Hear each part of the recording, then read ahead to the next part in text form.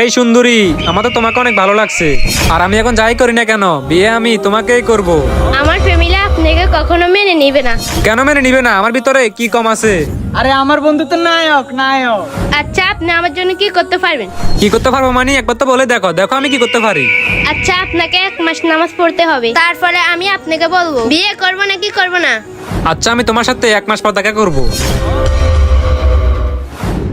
এই যে দাঁড়ান। আচ্ছা, আপনার সাথে আমি পরে কথা বলবো, আমার নামাজ শুরু যাচ্ছে।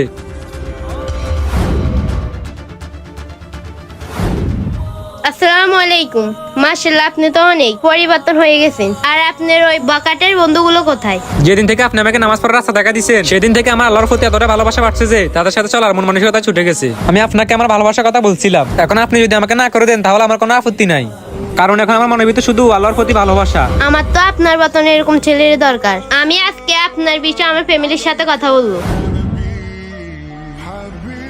বন্ধুরা, সবাই 5 ওয়াক্ত নামাজ পড়ার চেষ্টা করবেন, আর ভিডিওটি ভালো লাগলে চ্যানেলটি সাবস্ক্রাইব করে যাবেন।